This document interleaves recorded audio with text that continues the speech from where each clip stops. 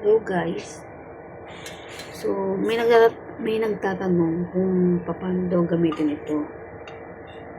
Itong foam cleaner. Buy one take one na siya. So, ito yung magiging example natin. Ang magiging example natin dito ay itong pinaka mat. Ito kasi hindi siya pwedeng basain. Tsaka may mga madumi na rin siya. May kita nyo.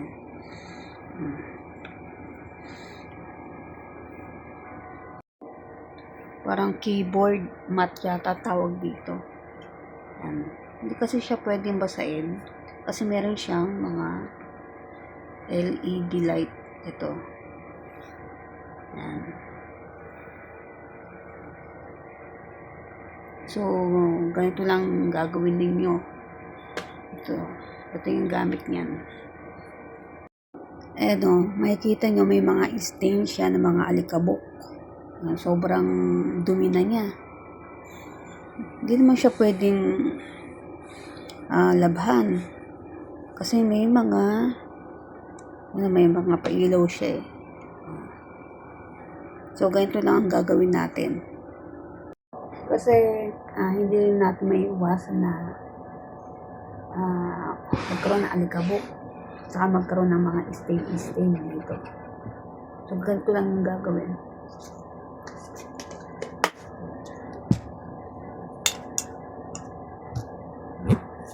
I-shake nyo muna.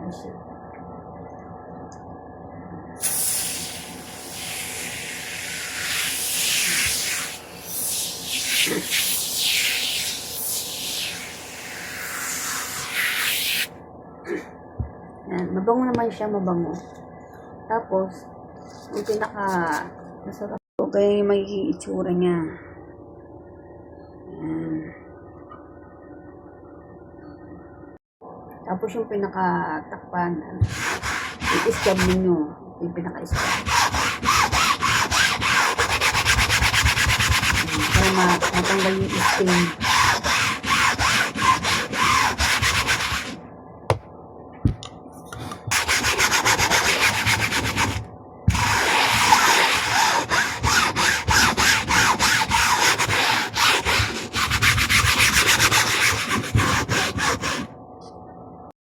Ito, hindi naman natanggal. Ayan.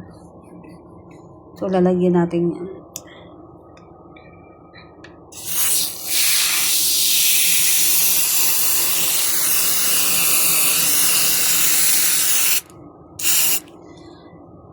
Tapos, i-scrub nyo lang siya. Ayan. Para matanggal yung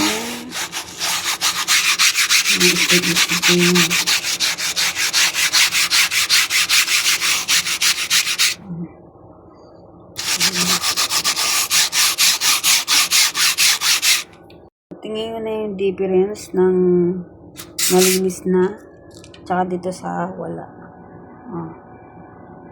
Ito yung hindi pa nalilinis, ito yung nalinis na, diba? So, dito lagyan pa natin.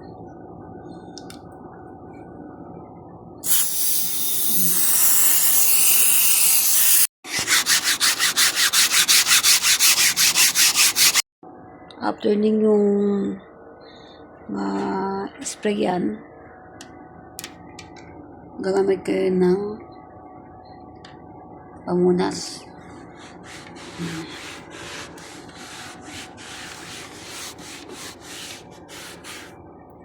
Ang dumi oh.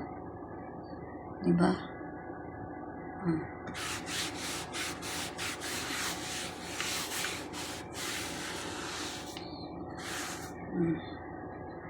Super. Yung mga alikabok.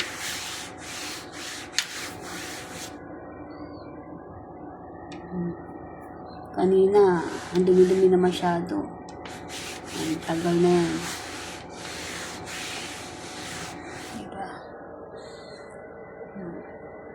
Ang ganda na yung tingnan. Yung pinaka-mat mo. Hindi nadugyot. Diba? Kasi ito kasi yung madalas na kapitan ng mga alikabok.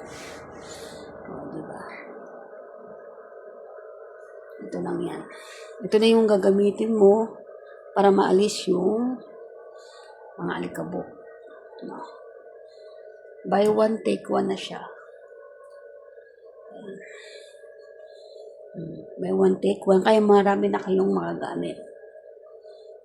Lalagay ko sa comment section yung link na to para makabili po kayo. Try nyo na po.